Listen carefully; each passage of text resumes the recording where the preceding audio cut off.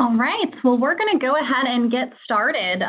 Thank you so much for those of you joining us live today for our 2020 business meeting.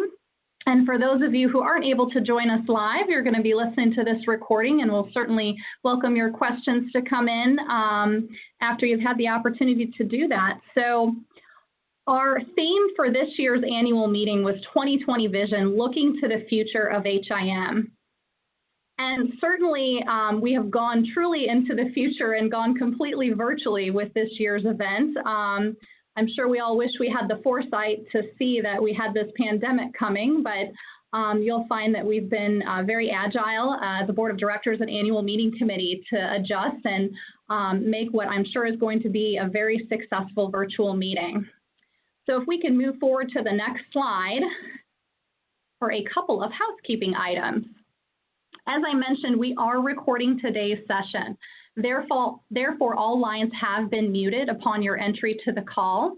We ask as we go through the presentation today to feel free to type out any questions in the chat feature, and we'll make sure that we can address them at the end of the presentation.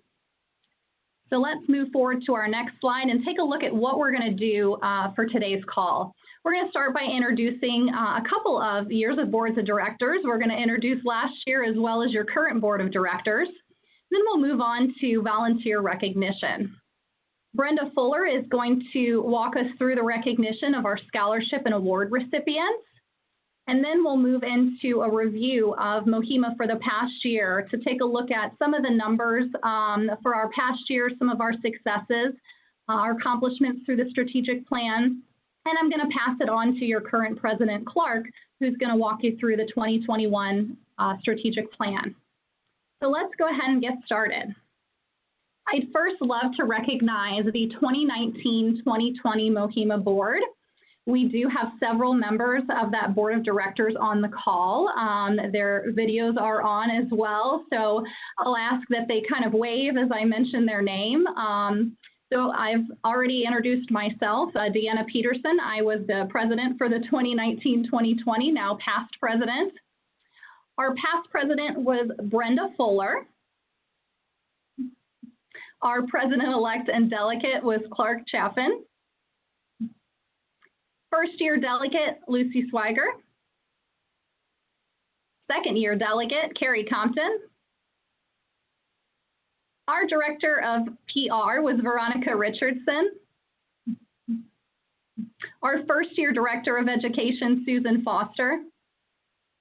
And our second-year director of education, Jamie Adler.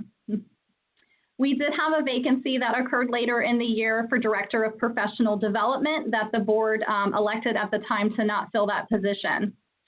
Additionally, we have a few other members that I'd like to recognize. Our Coding Roundtable Coordinator is Kay Piper.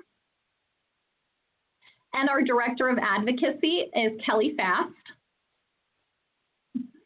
And lastly, we have our central office coordinator, Ann Nolan, who keeps us all kinds of organized and keeps us moving forward. So thank you so much to our 2019-2020 Board of Directors. It was truly an honor to serve with you. And so I'm going to pass it on to Clark for just a moment to introduce your 2021 Board of Directors. Thank you, Deanna. So our current board of directors for this next year is for president and delegate myself, Clark Chaffin, past president and delegate Deanna Peterson, president-elect and delegate Mary Lee Harlan Newberry, first-year delegates Donna Caldwell Chaffin, second-year delegate Lucy Swiger, director of public relations Veronica Richardson, first-year director of education Tanisha Luckett, second-year director of education Susan Foster, and then returning to do those activities are for the Coding Roundtable, our coordinators Kay Piper, central office coordinator, which we can't live without, Ann Nolan, and then our director of advocacy is Kelly Fast. And so we welcome our new board of directors for this year. Great, thank you, Clark. All right, next we're going to go ahead on the next couple of slides here, and I'm not going to read through each name, but I certainly want to recognize that at the national level, we have many volunteers representing the state of Missouri. We suspect that this list is not all-inclusive. So I want to just make a plea. If you see that there are perhaps a couple of people missing from this list, if you're missing from this list, please make sure that you reach out to us, shoot us an email, tweet us, find us on Facebook. We want to give you a shout out maybe on social media and just recognize you for your volunteer efforts at the national level. So thank you so much again to those who serve us. All right, next we want to recognize the annual meeting committee. I cannot say enough about this group and their agility for what has now been over a year planning the annual meeting. With our friends in Kansas, they've gone above and beyond to plan what was first an in-person meeting, then a postponed in-person meeting, and now our first ever virtual meeting. The lineup of speakers they've secured and resecured again is diverse and exciting. The activities that they have adapted to our virtual meeting are creative and are going to be sure to be a great way to connect. And that's including some upcoming monthly virtual social networking events. So make sure that you're checking your MoHIMA e-blast for information to come out about those. So thank you so much for your tireless efforts to ensure that our annual meeting is going to be successful and meaningful for our members. Julie Walter was the chair. We had Jamie Adler, Barb Beckett, Clark Chaffin, Carrie Compton, Christine Dupree, Susan Foster, Ashley Frederick, Brenda Fuller, Carrie Gamden, Becky Morton, Teresa Neal, Amber Stallcup, and Malia Tingler. And I know I see some of those names on the call as well. So give a wave. And again, thank you so much. We'll be sure to give you some recognition and thanks when hopefully we see you in person for next year's meeting. The next slide, please. All right, we also have the nominating committee to which Clark Chaffin was the chair. Serving on that, Clark did an excellent job this year of reaching out to each of our regional associations to make sure that there was representation across the state and hopes that our ballot would be representative of across the state. And so we had Melody Brown from Pony Express, Jamie Davenport from Ozark, Kay Folk from Kansas City, Mary Newberry from Mid-Missouri, and Alexa Kilfoy from Eastern Missouri. So thank you all so much for your service on the nominating committee. All right, and then Brenda, I'm going to go ahead and transition it to you to talk a little bit about the awards committee.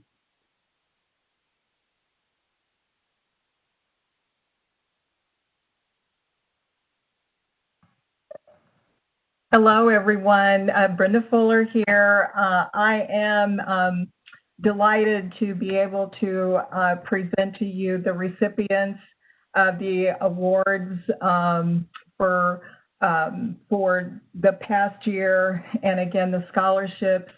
Just to let you know, there was a wonderful committee that I had the pleasure of working with.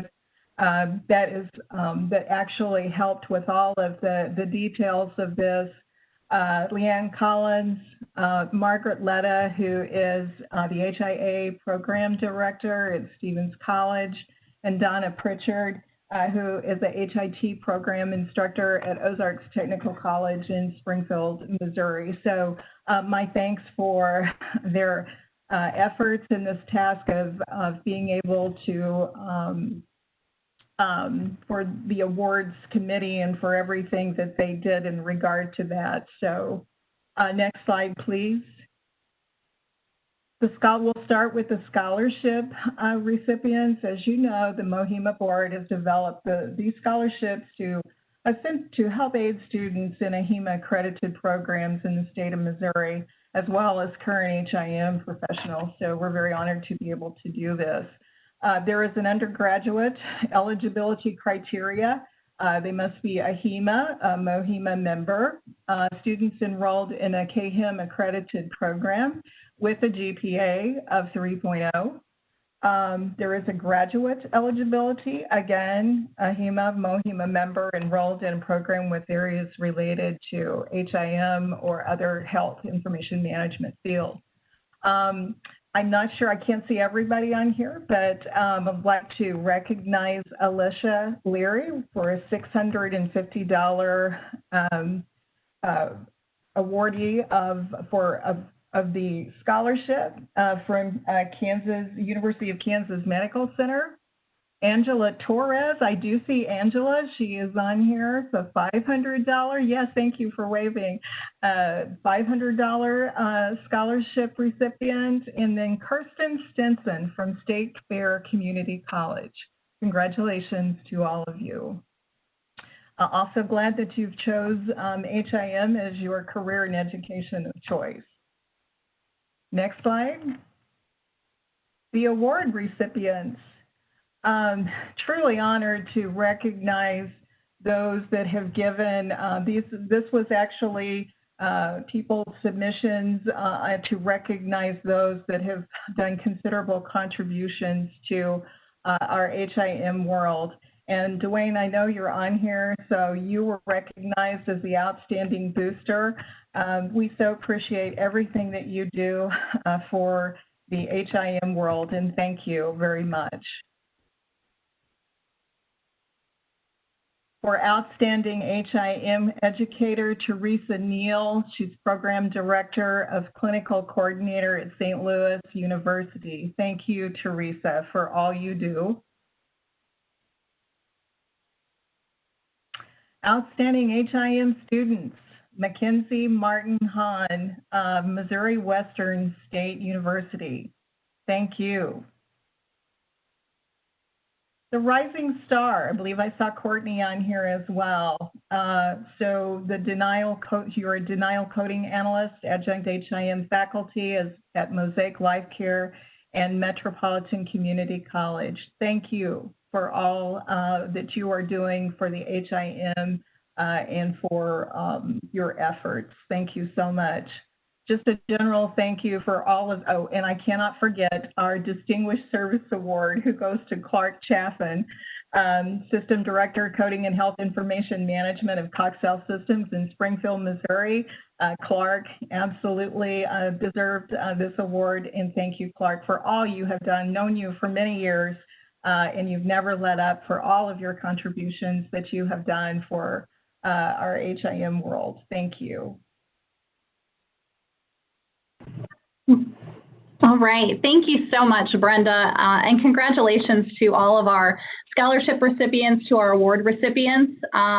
You know, looking at the volunteers, we know that we have such a wonderful group of individuals in Missouri who just go above and beyond. And certainly through our scholarship recipients and the award recipients, we just see how many incredible members we have in Missouri. So thank you all so much and congratulations. All right, so I'm going to go ahead and do a review of our year, year being 2019 to 2020, and then at that point I'll pass it off to Clark, who's going to talk about what's happening with our current year. But we're first going to take a little bit of a look by the numbers. So let's look at our social media growth. For the past few years, MoHIMA has had both a Facebook and Twitter account. And this past year, our Director of PR, Veronica Richardson, really took our social media outreach to the next level. You can see that we started a LinkedIn profile that from July through June of this year, we grew to 122 followers. It's actually at 134 as of today, so we continue to grow. For Twitter, we saw an 11% increase in the past year. So we jumped from 640 to 711. Which is incredible. Again, that number is higher as of today. I think it was somewhere maybe in the 730s.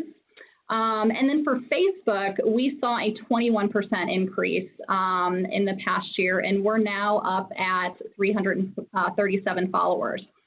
So really trying to reach out to those different social networks. We know that it's not one size fits all. You probably have a preferred social media platform. So we're really trying to get on all those different platforms to make sure that you have the most up-to-date information.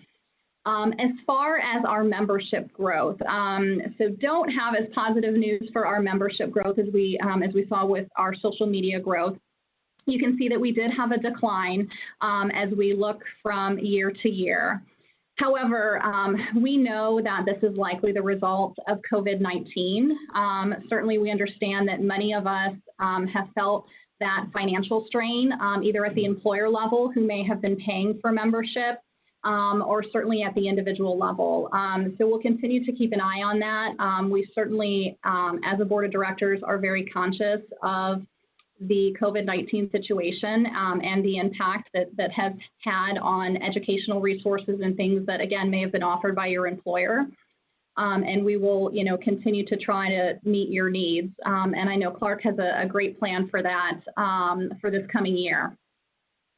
So on the next slide here, we'll take a look at finances. So I'll point out that you'll notice for our budgeted expenses and income, we budgeted that such so that we pretty much were going to break even. A very small net income there of $110 was planned. Our actual numbers, falling in line with how 2020 has been for all of us, were not as we planned. Certainly, it does look positive for our fiscal year of July through June of 2020 that we ended with that positive net income of close to $20,000. However, we want to be forthcoming that that number is not an accurate picture necessarily of where we are. Since we had to postpone the in-person meeting that was planned for April, we had a situation where some of the members had already paid for that in-person meeting, and therefore we need to refund their previous payment for that in-person meeting. And so some of those refunds had been processed by the end of our fiscal year, June 30th, but not all refunds have been processed. Therefore, the net income is inflated as we still have to process some of those refunds. I'll also clarify, too, that MoHIMA functions on a cash accounting basis, which means that we input the date that expenses and income comes in, as opposed to the month or year that they're budgeted for. So the overall impact is that there are expenses, but also potentially income from what would be the 2019-2020 annual meeting, as we're about to launch the virtual meeting this fall. The board of directors is aware of this. We are closely monitoring the financial situation, looking at the combined impact of both years to make sure that ultimately we are fiscally responsible.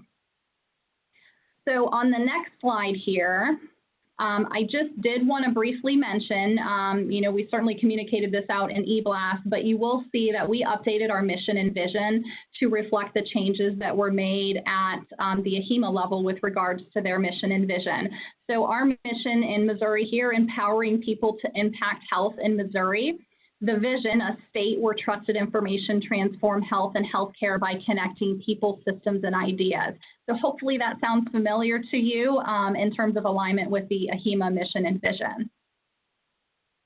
All right, and the last couple of slides before I turn things over to Clark is just to highlight some of our accomplishments from our strategic plan this last year. You'll notice that we've got 6 pillars listed there that I want to touch on. Association management, we certainly strive to further enhance our relationship with regional associations. I think we made great strides this past year to do that.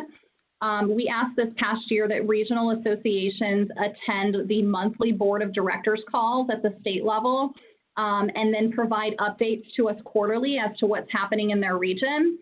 That really allows both MoHIMA and the regional associations to align with each other. Also provides a great opportunity for regional associations to just kind of brainstorm and network and hear what's happening in other regions that maybe could be adapted in another region. Additionally, Clark, I mentioned earlier, also reached out to the regional associations to make sure that we had that representation on the nominating committee and hopes to pass that on to the nominating or to the ballot. And finally, I just wanted to mention too, Carrie Compton worked this past year to make sure that we've got agreements in place with each region that allows the state to provide funds to them to further their educational efforts. So I'll talk a little bit about bylaws and boards documents. I'll just briefly mention it's always our intention, and we continually look to review our policies and procedures and update those as appropriate to make sure that they reflect our current practices. Brenda, of course, has already presented earlier on our award and scholarship recipients, so it is always our intention to recognize those outstanding members in Missouri. And certainly we want to kind of make that push out there that we hope to recognize them at the national level. So make sure that you keep an eye out for when AHIMA opens calls for award recipients and nominations. I covered by the numbers the wonderful progress that we've made diversifying our communication plan via social media, and we'll continue to look for opportunities for that. And then as for advocacy, we've made huge strides this past year.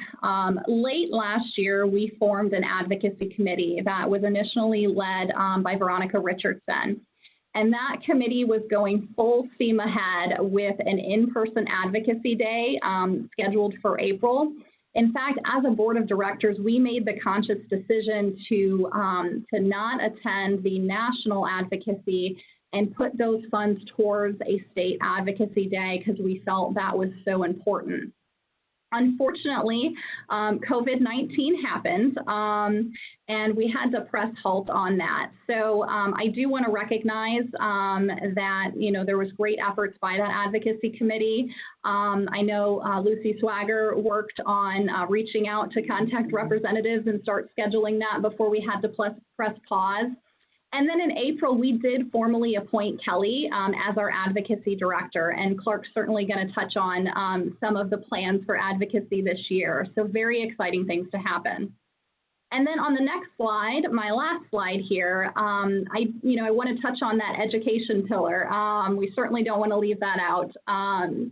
So you'll see that we had webinars covering a variety of topics, right? So we had coding and AI and revenue cycle, privacy and security. And so Jamie and Susan on the board worked as education directors, worked very hard and really did an outstanding job to plan this education. I want to highlight that we still have a PCS coding course that is ongoing. They worked very closely with Kay Piper. Kay had a vision to have this coding course that she was able to offer over a series of months, and we are very happy that it's underway and is certainly successful. So I will transition it to Clark. I'll just say thank you so much. It's been a pleasure to serve as your president for this past year.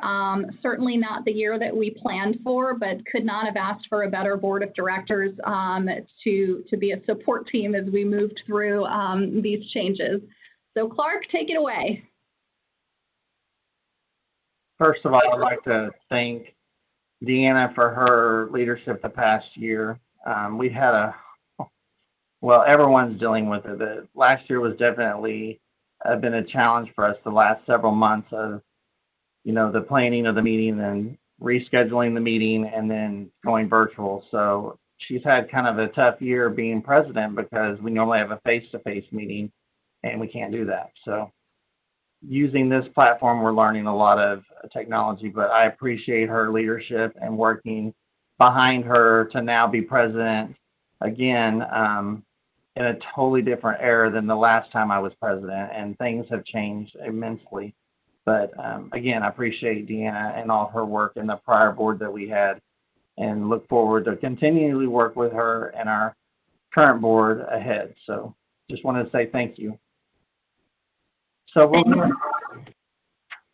we'll go ahead and get started. A lot of our strategic plan that we have for the next year as obviously already started because we're in almost to September, and we met in June and already started the process. So a lot of our strategic plan is the same as last year because we basically, as Deanna mentioned, revamped a lot of things based on AHIMA's presence of their strategic plan. And so we wanted to kind of capitalize on keeping some of those things. Obviously, with COVID and all the things that are coming forward and how we're having to change things, we're really having to focus on more educational, like, how it's handled and provided. So, I think the thing that I'm not trying to be pessimistic about, but we currently have a meeting planned in April of next year, And is it even going to be face-to-face? I mean, at this point, we don't know. Our goal is to have that meeting face-to-face, but will it actually happen? I don't know. So we'll have to figure that out later. But I'd like to go ahead and just talk about the 5 items that we have for the next year that we're planning on working on, which is the things listed on your screen: advocacy, the association management, awards and scholarship, communication, and education. So we'll first talk about advocacy. So as Deanna mentioned, in April of this past year, and prior to that, we realized, especially after attending the last leadership conference in Chicago, which was held in 2019, that Missouri was we had a good program for advocacy years ago, but we kind of fell off the radar. And listening to other states, what they were doing and how they were interacting with their state representation, I felt like and Deanna and I came back and said, we need to really work on a process. And so we got Veronica involved with that process, and then realized this is actually a much larger project than it is for a director of PR or someone to handle, because we need to keep the continuity there, because most of the states that have those programs actually appointed someone. So we took that same approach. We started the program to figure out how we wanted to do it, and then we transformed it and created a job description and sought out a person. And so we have a director of advocacy today, and her name is Kelly Fast, and she's been tasked to work with us to help us move advocacy to the next level for the state of Missouri. So some of the things that we're planning on, even though we don't know how it may be face-to-face, but we want to go ahead and start thinking through the process of the next year. Is we want to start, we do want to reinstate a State Hill Day, which we were planning on doing this year. We want to be more of an advocate for the HIM profession at the state level and national level, but we need to start at the state level as well. So we need to provide information to our membership. We need to continue to attend the HEMA Advocacy Day, which it was virtual this year as well. And then we need to continue to be consumer advocate for the patient portal and personal health record. And I know a lot of hospitals within the state of Missouri, hopefully that's owned by the HIM profession. I know for my organization, when I came here, it wasn't, and now we own almost the whole component, even the IT side of it now. So hopefully that's something that we can continue to advocate, because that's just the forefront of the future for us. So that's pretty much what we're doing for advocacy. For the association management, as Deanna mentioned, we continue to want to have a relationship with our regions. We have 5 regions, and they're very active in their own association management and how they work. But we want those leaders to be engaged at the state level, because we really want those people to be the Missouri State Board someday. So we want them to be part of their region, but we want to also be part of their region as well, because everyone on our board is a part of a region. So we need to be advocates there, and involved in those regions. So we're really pushing hard that we want those presidents and presidents-elects, or if they have to designate someone, to attend our meetings and give us updates of what's going on in those regions, so that we can support them if they're struggling with education, or we don't want to overlap education that we're providing if they're providing the same education. So we want to work together.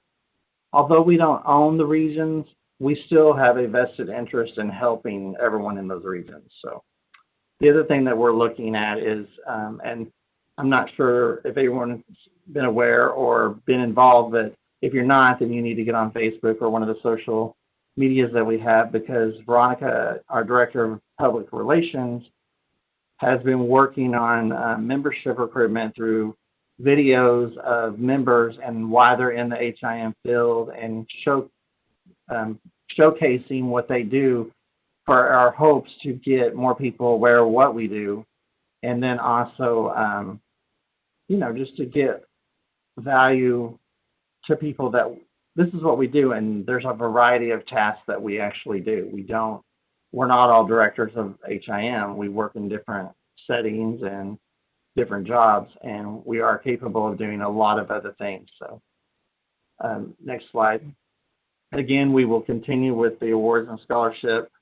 I'm very honored to have been the recipient of an award, and it would have been nice to have all the awards done in person because it's a little different the way we had to do it, but I'm still humbled that I was recognized and other people were recognized for their service as well, because it's kind of one of those things when you get it, you're like, wow, I mean, I do what I do because I love what I do. I've always been told, people say, hey, you could be making a lot more money in a different profession because you're pretty smart. But I said, well, I like what I do. So it's not about money. It's about helping other people. My goal in life is to help people. So I want someone to replace me someday. So I want other people to have the same opportunities and provide that. So again, with the awards, we want to continue that across our state, and we want to get people recognized at the national level as well. And so we will move forward again with the recognition of that. For communications, I know that Deanna provided some of that information as far as statistics, and we will continue to provide statistics as well. We do have communication on Facebook, email, Twitter, LinkedIn, and Engage. We do a lot of, and then internally we use Basecamp, which is our processes that we use for our board. And then we have communication with new members and newly credentialed members as well. And so the thing that I kind of mentioned earlier is we're doing the video Tune In Tuesday where we're showcasing MoHIMA members that are in the profession and what they do and what they could be contributed and why they're in the profession that they're in. So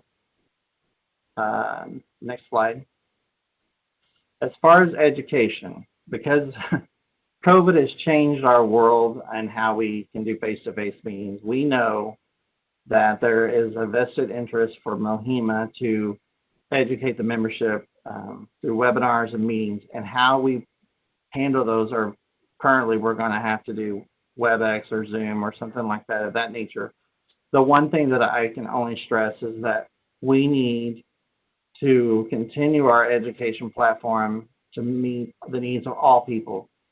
Coding, non-coding, privacy, security, the EMR, the IT, the data analysis, long-term care, HCCs, CDI, anything that is related to HIM, information blocking, anything that we feel is pertinent to our membership, we need to focus on providing more webinars and hands-on training for them. And now we have our virtual meeting coming up in a couple of weeks, but we need to continue from that on to the rest of the year to provide education up until the time we have our next annual meeting, which will be in 2021. So the thing that we've been working on, and you would think it's weird that we have to showcase and show you this and work so hard for it, but we have to do it based on contractuals, is that when we set up meetings for our annual meeting, we have to do them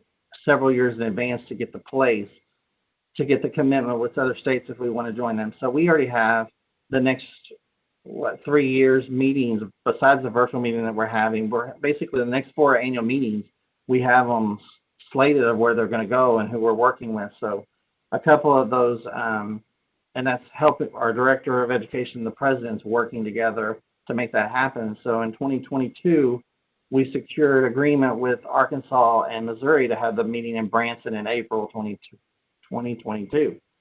And then in 2023, Kansas and Missouri are going to meet again in Overland Park, Kansas in April of 2023. So I'm telling you, it's weird to see those dates so far out, but we have to secure them. And then as we move forward, we'll be making the movement of 2024. So it's weird to see the dates so far out sometimes. But the next thing is the next face-to-face meeting that we're planning is, if it happens, the format's going to be a little bit different because we're changing it to a Monday through Wednesday meeting Still similar format as far as having like a pre-session on Monday, and then the meeting actually starting Monday afternoon.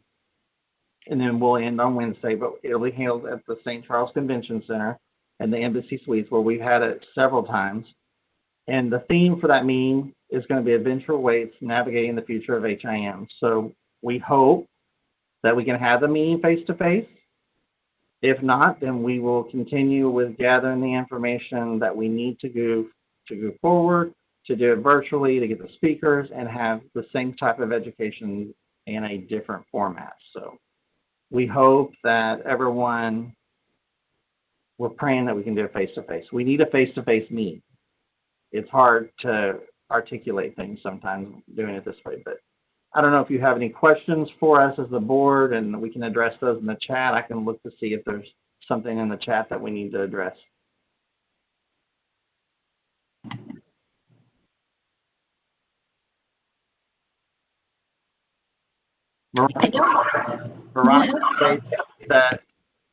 Veronica states that if you are interested in participating in one of those promotional videos, that you can contact her at communications@mohima.org, and that will go directly to Veronica's personal email so that she can set up times or whatever through there with you. So the ones that I've seen that have been done, I'm pretty impressed. I even played one when I was on vacation, and my family's like, "You never tell us what your job is." And then they heard the person speaking about what they did, and they're like, because I don't know about you guys, but a lot of times it's not like we're overcomplicated, but it's almost like I don't know how to explain it without starting from the very beginning of the process to the end, and I'm very wordy. So I just tell I manage a lot of things, and paper, and people, and doctors, and coding. So, but I think that those videos that she's put together and working with people on are very interesting, because some of the ones that I've seen are people that I know that I worked with, and I've managed one of them, and I was just like, wow, they've come a long way in their life, in their career. It's nice to see people moving in their career. So I'll also mention too that earlier you mentioned the advocacy committee is still looking for those that maybe wish to participate. So if you are interested, please contact our advocacy director. Her email is kfast1@missouriwestern.edu. Additionally, because we are recording this, if you have any questions and you're listening to this later, the easiest way to contact us would be to go to mohima.org, and in the upper right, click the Contact Us button, and you can fill out information there that's going to get to us, and we'll make sure that we get any questions addressed. Or maybe you want to volunteer. You've heard something today that you're excited about and you want to help out with. Please reach out to us. We'd love to have you. I think that is pretty much it. We haven't had any questions that come in via the chat, so thank you all so much for attending with us today. It certainly, again, is a little different way to have our business meeting this year, or for last year, but it was great to see some of your faces on here, and we look forward to hopefully hearing from more members once you have an opportunity to listen to this. So it was good seeing and hearing you all. I see somebody put in the chat there, and I certainly agree. Thank you very much. Bye.